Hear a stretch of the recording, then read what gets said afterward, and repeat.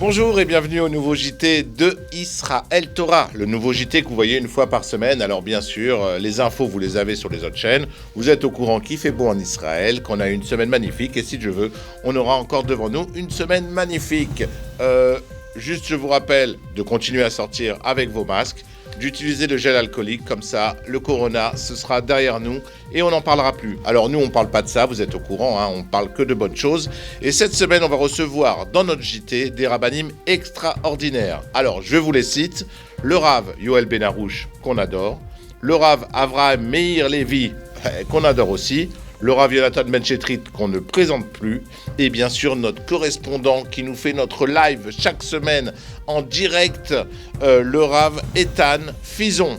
Alors tout de suite pour le premier sujet, on va, attention, un sujet rasra, la peur. On va retrouver tout de suite le premier sujet, la rasra.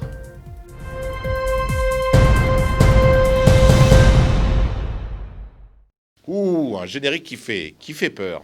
Alors, Rav Ben Aroush, vous m'entendez? Vous nous entendez? Vous êtes avec nous, Rav Ben Aroush? Oh là, je crois qu'il fait tomber ses papiers. On est en train de le perdre. Rav Ben Aroush, non, ne partez pas, restez avec nous. Ah, Rav Ben Aroush, comment allez-vous? Rassurez-nous, est-ce que tout va bien, Rav Ben Aroush?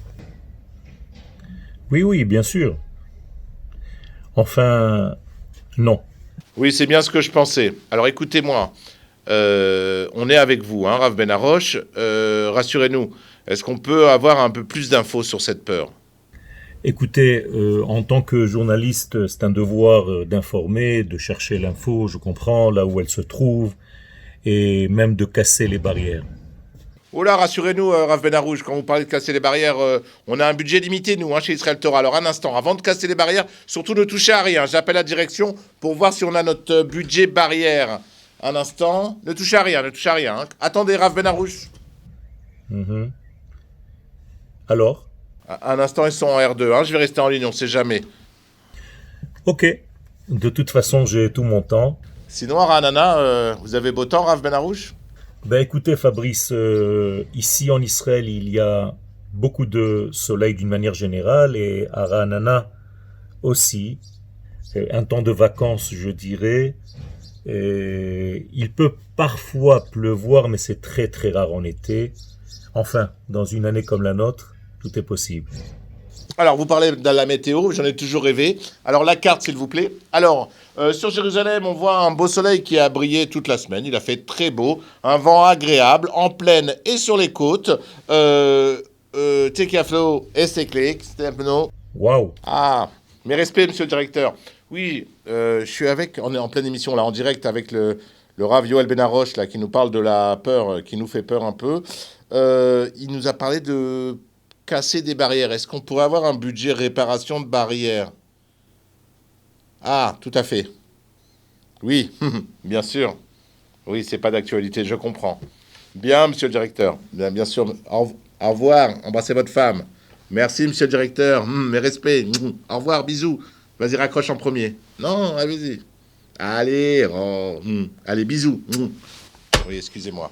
Donc, Rav Ben Aroush, c'est pas bon. Pour le budget barrière, on va éviter de les casser. Merci beaucoup. Merci Fabrice. C'est normal, on vous écoute, Rav. Oui. Ce qu'il faut savoir, c'est que depuis toujours, il y a une crainte, une certaine peur de pouvoir que la matière, en fait, tue l'esprit. Pardon, Rav, j'ai pas tout saisi. Oui. En fait, ce que je voulais dire, c'est que depuis toujours, il y a une crainte, une peur du pouvoir même que la matière possède, et une certaine peur de manger l'esprit, que la matière, en fait, avale l'esprit.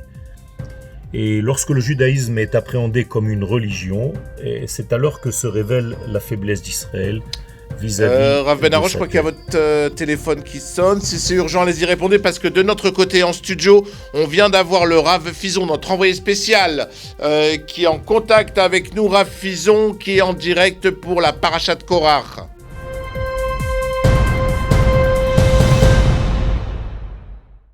Alors, comme vous avez pu voir la semaine dernière, notre Rav Fison, c'est notre envoyé spécial sur place pour la Parashat Korach. Rav Fison, est-ce que vous nous entendez? Est-ce que vous êtes avec nous?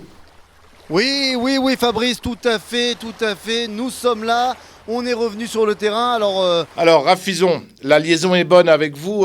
Dites-moi, faites attention à vous. Vous êtes en direct là sur les lieux. Surtout, faites bien attention à vous. Et si un étranger que vous connaissez pas vous adresse la parole, surtout ne lui répondez pas. Tout à fait, Fabrice. Oui, comme vous le savez, parler, c'est mon métier. Et donc, ne vous inquiétez pas, mais pour avoir l'info, il faut aller la chercher. Donc, avec mes équipes, on est parti, on retourne sur le terrain. Alors, dites-nous, qu'est-ce qui se passe sur place ? Oui, alors Fabrice, je vous emmène au plus près de l'action. Alors une action très particulière, hein. Attention, ici il y a un engouement terrible au sein du peuple d'Israël. Nous venons de voir partir des émissaires de deux peuples très bizarres, les Kédarim et les Kittiim. Oui, tout à fait, des gens très bizarres. Alors les uns sont fans du feu et les autres sont fans de l'eau. Vous allez me dire, c'est normal, il y en a un qui habite dans un endroit où il n'y a pas d'eau, et il y en a un qui habite dans un endroit où il y a de l'eau en profusion. Donc les uns aiment ce qu'ils n'ont pas, et les autres aiment ce qu'ils n'ont pas non plus. C'est ce que nous dira le prophète dans le Tanakh. Alors, Moshe nous emmène cette vision prophétique. Pourquoi ? Eh bien pour nous dire que nous, dans le peuple juif, nous avons aussi une tendance à aimer ce qu'on n'a pas. Et comme vous le savez, eh bien, il y a une phrase qui retentit chez les Béné Israël qui dit « Écoute Israël, notre Dieu est un. Shema Israël, Hashem Eloheinu, Hashem Echad. » Ça veut dire donc que c'est ce qui nous manque. Je vais essayer d'aller au plus près de l'action pour voir ce qui manque dans cette achdout au sein du peuple juif. Je reviens vers vous dès que j'ai des infos. Merci beaucoup, Rav Fison. Une info qui fait trembler, effectivement, on peut le dire. Une info qui nous fait trembler, voilà, qui nous fait vibrer, qui rentre en nous, qui nous possède. Merci beaucoup, Rav Fison. En tout cas, beaucoup d'émotions, comme d'habitude.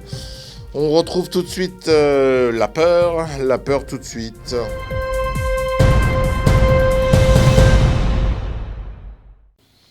À l'instant, je vous disais qu'on allait retrouver la peur avec Rav Yoel Ben Aroush. Ça va mieux, Rav Yoel Ben Aroush, qui a eu un appel en pleine interview. Rav Ben Aroush, est-ce que ça va mieux ? Oui, bien sûr. Enfin, non. En tout cas, merci Rav Ben Aroush. Je vois que vous savez nous rassurer. Oui, alors je disais que depuis toujours, en fait, il y a une crainte, une certaine peur qui s'est installée dans les enfants d'Israël, chez les enfants d'Israël, du pouvoir que possède la matière contre l'esprit. J'ai bien compris, il y a une crainte comme ça. Il y a une crainte comme si nous devions rester en fait dans un judaïsme qui plane en fait, qui ne touche pas la terre.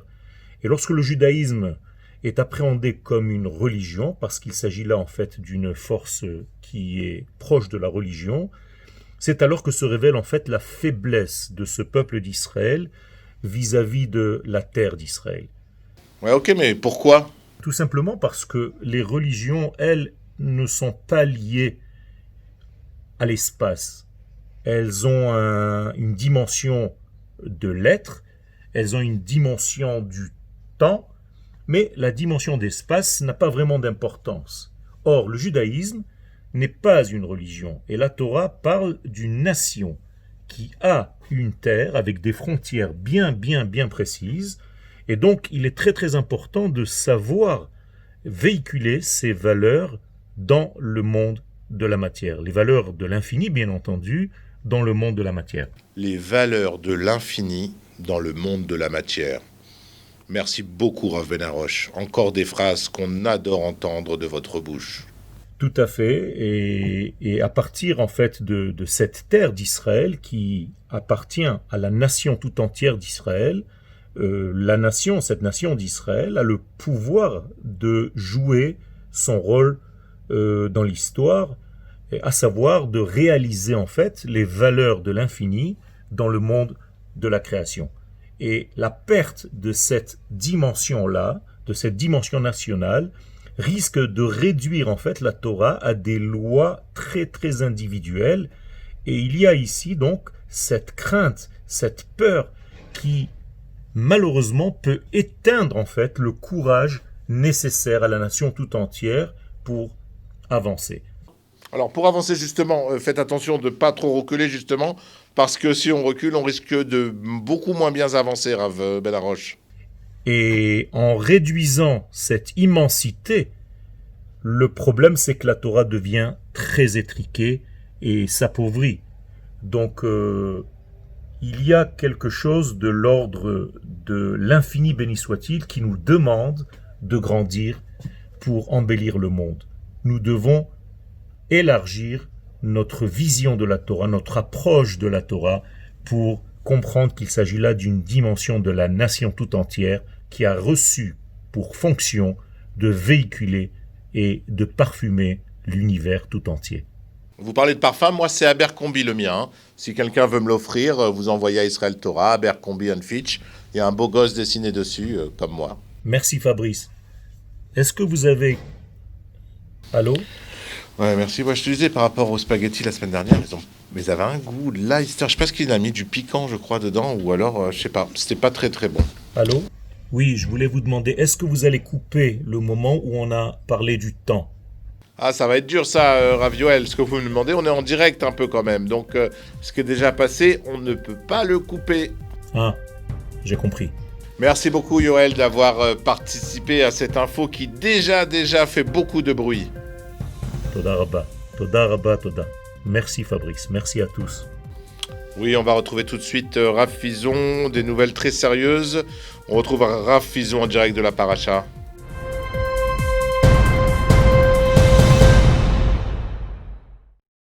Voilà, on retrouve Rav Fison en direct, toujours en live sur place. Rav Fison, je crois qu'il ne nous entend pas. Ok. Rav Fison, on vous retrouve.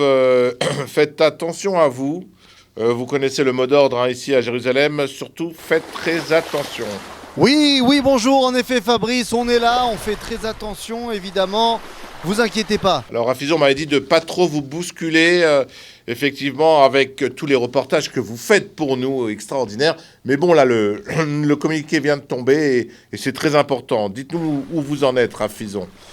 Ouh là là Fabrice, alors là je suis désolé, vous m'avez pris un petit peu de cours. Alors c'est le grand n'importe quoi, voilà, scission au sein du camp des Béné Israël, deux hommes se battent. Il y a d'un côté Moshe Rabbeinu bien sûr, et de l'autre Korach ben Yitzhar. Alors Korach tout simplement a décidé d'être calife à la place du calife. Le problème c'est qu'il a des arguments le bonhomme, et je vais vous dire mieux que ça.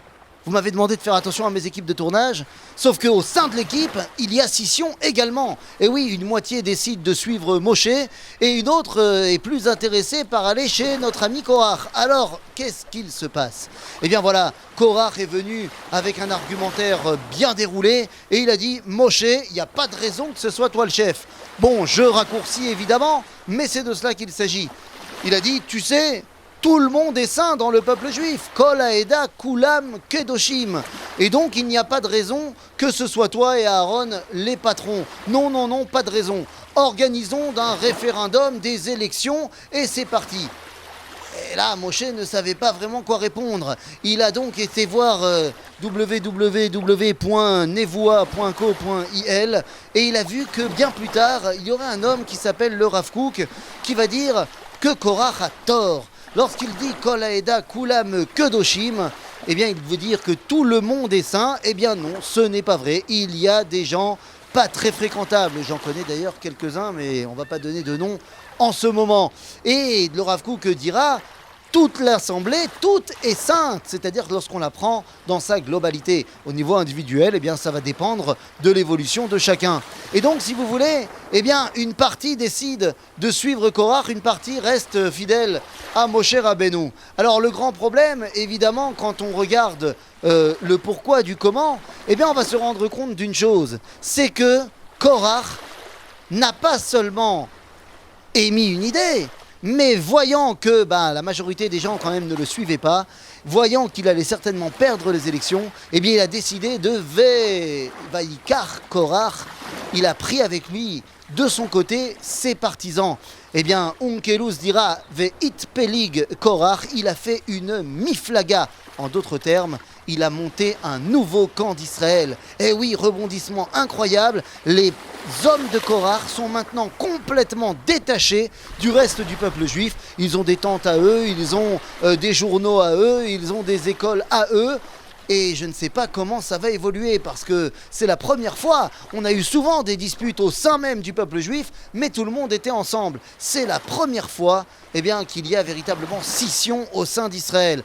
Et je vais vous dire, je ne sais pas comment je vais terminer le reportage parce que mes équipes, pareil, se sont scindées en deux. Je vais essayer de recoller les morceaux. Merci Rav Fison, on est vraiment dans le flou total, comme on dit chez nous, dans le jargon journalistique. Écoutez, vous pouvez intervenir à tout moment dans cette émission et on vous attend d'ailleurs, Rav Fison, dès qu'il y a du nouveau, intervenez. En attendant, on va retrouver tout de suite la joie avec le Rav Meir Lévi, à tout de suite.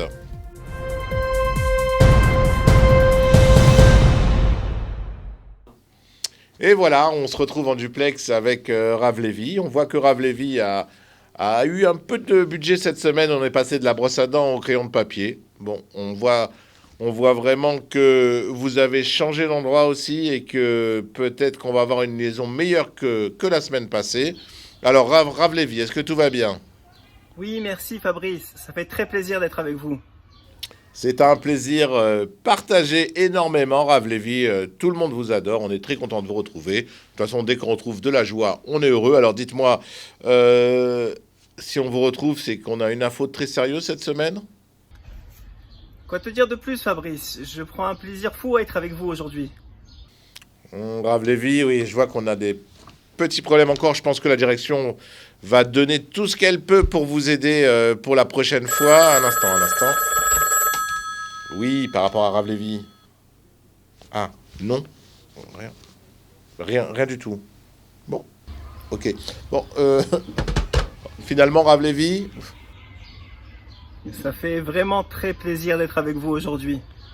Oui, je sais, Rav Lévi, ça nous fait très plaisir et on adore les Rav comme vous qui aiment faire plaisir aux gens et c'est tout à votre honneur. Oui, merci Fabrice. Fabrice, oui, je sais, c'est rien, c'est l'émotion. Alors écoutez, dites-nous, où est-ce que vous en êtes ? L'info, la joie, où est-ce que vous en êtes, Rav Lévi ? Alors voilà Fabrice, je voulais partager avec vous un enseignement extraordinaire de Rabbi Nachman de Breslev encore aujourd'hui sur la joie, simplement parce que c'est un renforcement qu'on doit avoir tous les jours. On doit vraiment être conscient que c'est un travail d'être joyeux. Et ça, c'est ce que nous apprend Rabbi Nachman. Rabbi Nachman nous explique une chose incroyable. Il nous dit qu'en vérité, la vraie joie n'est que celle qu'on travaille. La joie qui vient par les événements de notre vie, qui est parce qu'on a gagné l'euro-million, par exemple, Fabrice, n'est-ce pas ? Écoutez, Rav Lévi, j'aime pas trop en parler ici. On en parlera plus tard. Ah non, c'est un exemple de Rav Lévi, mais rien à voir, mais bien sûr que oui. Bah, vous imaginez bien, si j'avais gagné, vous êtes le premier, la direction d'Israël Torah, c'est à qui j'aurais pensé tout de suite, bien entendu. Non, c'était juste un exemple de Rav Lévi. Non, effectivement, j'ai eu un quelques bons numéros, juste de quoi acheter quelques baguettes, c'est tout, rien de plus. Oui, je vais demander à Rav Lévi de trouver un autre exemple. S'il vous plaît, Rav Lévi, trouvez-nous un autre exemple, là. Ou bien parce que tout va bien dans la journée.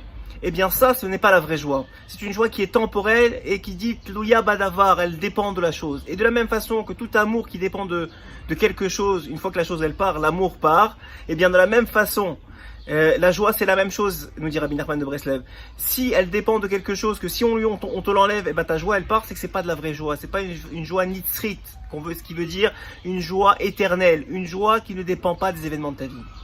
Et ça, c'est un enseignement extraordinaire. Qu'en vérité, ce que tu dois essayer de travailler dans ta vie, Fabrice, et moi, et tous ceux qui nous écoutent, c'est de travailler sur une joie qui est indépendante des événements. Comment on fait pour ça ? Oui, très bien, mais comment on fait pour ça ? Eh bien, je vais vous donner la réponse. En fait, la réponse de Rabbi Nachman de Breslev, qui rapporte dans l'Écoute Moharan. La réponse est la suivante. Il faut faire dépendre, en vérité, quand même votre joie de quelque chose, mais de quelque chose que le Yetzer Hara ne peut pas attaquer. Donc, de quelque chose de indépendant de vous. Et qu'est-ce que ça veut dire ?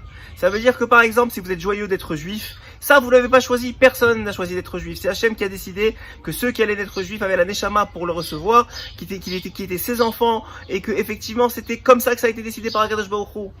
Et ça, c'est une chose que personne ne pourra plus jamais t'enlever, même pas le Yetzer Hara. Si maintenant tu te rappelles que hier tu as fait une mitzvah, cette mitzvah est passée, plus personne ne peut te l'enlever. Bien sûr, tu peux la regretter, mais ce n'est pas conseillé par les sages de nos générations et des autres générations. Mais il est évident que si un homme maintenant se réjouit des mitzvot qu'il a fait dans le passé, eh bien cette joie-là sera éternelle, parce que les mitzvot, elles aussi, sont éternelles, et plus personne ne peut lui enlever. Voici quelques exemples que nous donne Rabbi Nachman de Breslev pour pouvoir se concentrer sur des choses qui sont éternelles, qui nous attendent à 120 ans et pour l'éternité, et qu'on a déjà acquis dans notre vie. Et ça devrait nous rendre joyeux. Quelqu'un qui étudie la Torah, au moment où il étudie la Torah, il est en train de gagner des milliards. C'est vrai que le chèque de ces milliards-là est effectivement encaissable seulement à 120 ans, mais la bonne chose avec ce chèque-là, c'est qu'il est éternel. Et que personne ne pourra plus lui enlever, et qu'il est sans date de péremption. Il est encaissable seulement à 120 ans, et d'ici là, on ne peut avoir que les intérêts du chèque, un peu comme une banque qui vous prêterait, excuse-moi, Fabrice. Oui, pas de souci, mais s'il vous plaît, n'abordez pas trop le sujet de prêt de milliards à l'antenne. Je vous expliquerai après. Alors, dites-moi, qui vous prêtez quoi ? Qui vous prêterait de l'argent en vue de vos avoirs, mais c'est une réalité qui va être réelle pour l'éternité à partir du Olam Haba. Et c'est là où on doit puiser notre joie, une joie éternelle. Que même s'il y a des jours où ça va pas super bien, il y a des jours où ils sont difficiles, on va puiser notre joie dans cette éternité-là, et grâce à ça, on reste joyeux. Voilà un enseignement que je pense qu'il faut garder dans sa poche à partir de maintenant. Eh bien, comme vous dites, je la mettrai moi aussi dans la poche. Voilà Fabrice, exactement. Eh bien, merci beaucoup Rav Meir. Comme je vous disais, une info riche en actualité. Pas de souci Fabrice. Vous savez, pour moi, la joie, et pour la Torah de façon générale, c'est quelque chose qui habite l'homme, qui est toujours chez l'homme, qui est nécessaire dans la vie de l'homme. Donc voilà, merci Fabrice. Eh bien, je pense que le téléspectateur vous a bien compris, et en tout cas, partager avec vous cette info nous a fait très plaisir. Toujours un plaisir d'être sur votre antenne. Le plaisir est partagé. Et c'est ça qui fait plaisir. Et c'est ça qui fait plaisir. Alors, un dernier petit tour avec Rav Eitan Fison pour notre direct. Tout de suite, Rav Eitan Fison.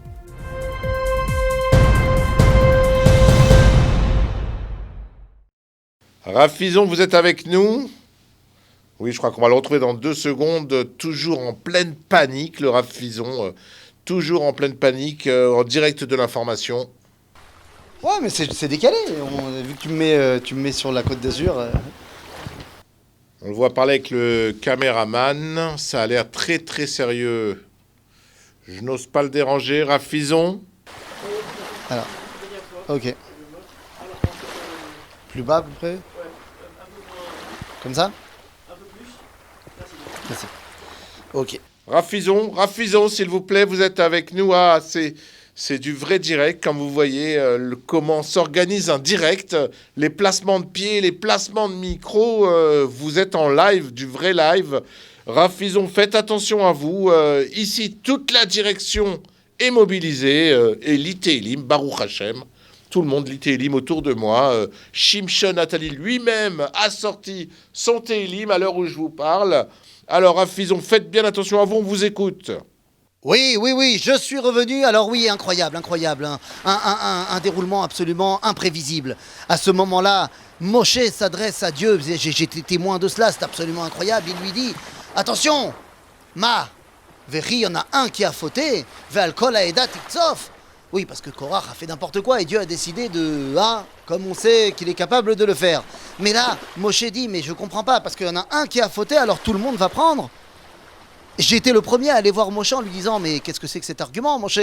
Oui, tu sais bien que c'est comme ça que ça marche dans le peuple juif. On est tous liés les uns les autres et que donc s'il y en a un qui part en cacahuète, eh bien, tout le monde prend. On verra ça d'innombrables fois dans le Tanakh.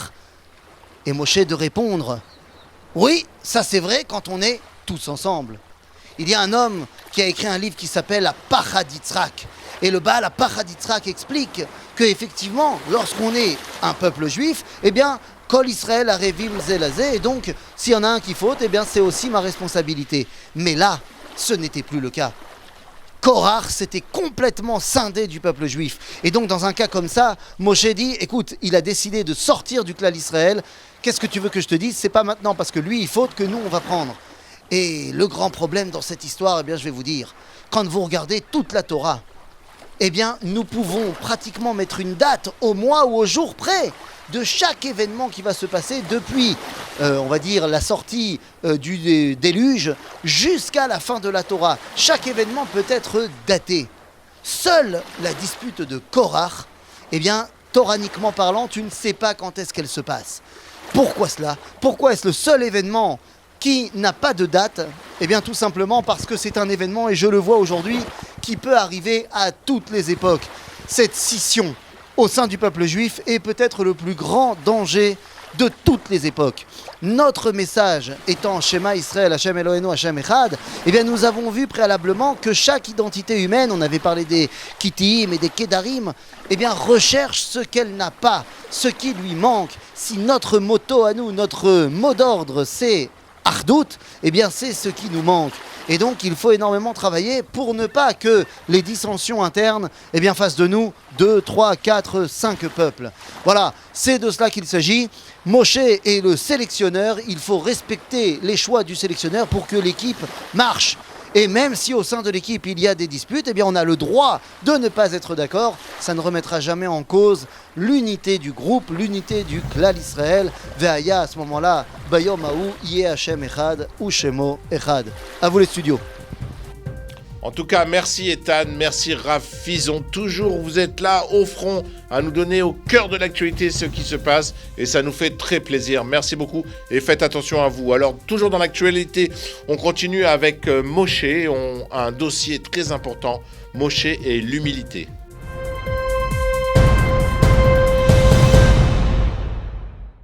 Alors, on retrouve tout de suite notre envoyé spécial, le Rav Yonatan Ben Chetrit. Allô, bonjour Fabrice. Rav Yonatan, bonjour. Un moment grave, une situation qu'on a rarement vue. En effet, effectivement, c'est incroyable. Je dirais même plus que pour avoir un tel niveau d'humilité, il faut... Oui, j'imagine il faut beaucoup de courage. Alors, dites-nous en plus. Un instant. Oui, on est dessus là. On est dessus. Oui. Alors, Rav Yonatan? Eh bien, effectivement, Fabrice. Je ne sais pas quoi vous dire. Oui, mais il va falloir nous le dire, Rav Ben Chetrit. Puisque vous insistez, Fabrice, alors écoutez bien ce message, vous qui m'écoutez. Moi, toujours, Rav Ben Chetrit. Dans la paracha de Korach, il est marqué le message suivant. Qu'un jour, Korach espérait un jour être le chef de la tribu des Lévim. Et ça ne s'est pas du tout passé comme il espérait. Puisque Moshe Rabbeinu n'a pas nommé Korach, mais a nommé Elitzaphan ben Uziel. Elitzaphan ben Uziel qui était le cousin de Korach. Et le fait qu'il espérait, qu'il avait dans l'espoir le plus total de pouvoir être cet homme, en fait l'homme qui allait représenter les Lévi'im, le chef de la tribu de Lévi, et que ça ne s'est pas passé comme ça, il a eu une frustration très profonde. Mais qu'est-ce qui a provoqué cette frustration? Elle a provoqué chez lui une rébellion contre Moshe Rabbeinu. Et Moshe est venu, et il a dit finalement, c'est pas toi, je suis désolé, c'est ton cousin qui va être le chef de la tribu. Il a dit, mais tu es un imposteur, tu es un imposteur. La Torah que tu nous as enseignée, mais tu l'as inventée toi-même. C'est impossible que je ne sois pas le chef de la tribu de Lévi, puisque je descends moi de Itzhar, qui était le fils de Kehat, et c'était sûrement moi qui devais être le chef de la tribu.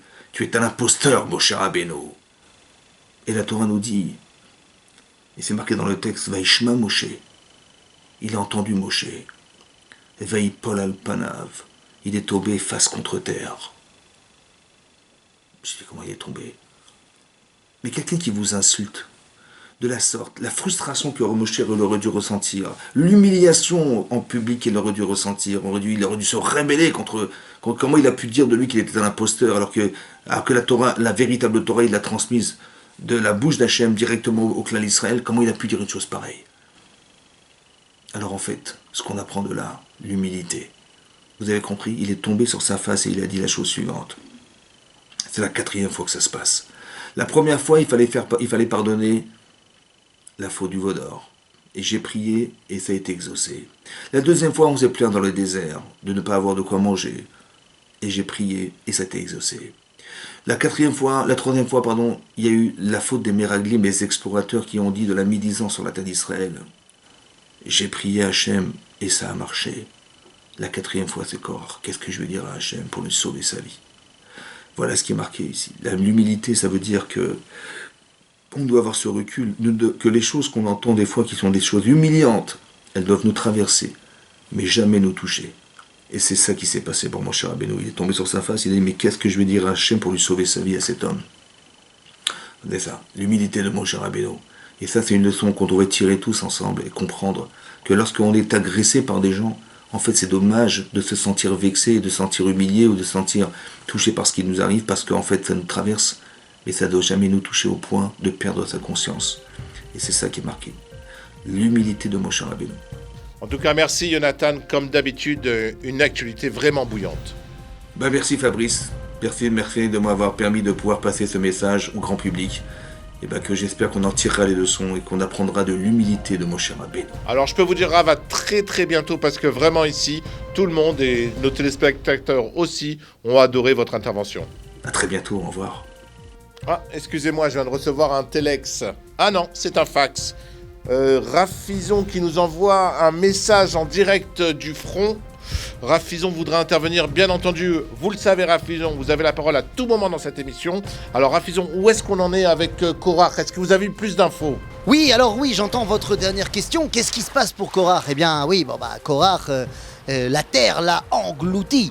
Comme pour nous dire que ce que représente cet idéal de scission n'a véritablement pas sa place. Alors on pourrait se dire que Korach n'étant plus, eh bien il n'y a rien qui va pouvoir corriger cette erreur. Eh bien non, car on nous dit également que Béné Korach, l'homme est tout. Les enfants de Korach, quant à eux, eh bien eux ne sont pas morts, eux sont restés dans le peuple d'Israël et eux finalement eh bien, vont devenir ceux qui vont être les futurs ancêtres de Shmuel Hanavi. Car oui, un des descendants de Korach, c'est bien le prophète Samuel qui va réunir le peuple juif. Comme quoi, eh bien, c'était mal parti, mais on a remonté la pente, et finalement, eh bien, on n'est pas loin de cet ardoute dont tout le monde parle. Et voilà, c'est la fin de ce journal. Merci beaucoup à toute l'équipe qui a préparé ce journal. Merci à Shimshon Nathalie, notre rédacteur en chef, notre scénariste, notre créateur, notre monteur, le balayeur aussi du studio d'Israël Torah, celui qui fait le ménage, qui arrange les micros, qui arrange le costume, qui arrange la kippa, comme vous avez pu le voir pendant cette émission. Merci à Rav Fison. En tout cas, on attend avec impatience la semaine prochaine pour la suite de votre live en direct avec Moshe Rabbeinu. Et merci à tous les rabbins qui sont intervenus. On se retrouve la semaine prochaine pour un nouveau JT agité. À la semaine prochaine.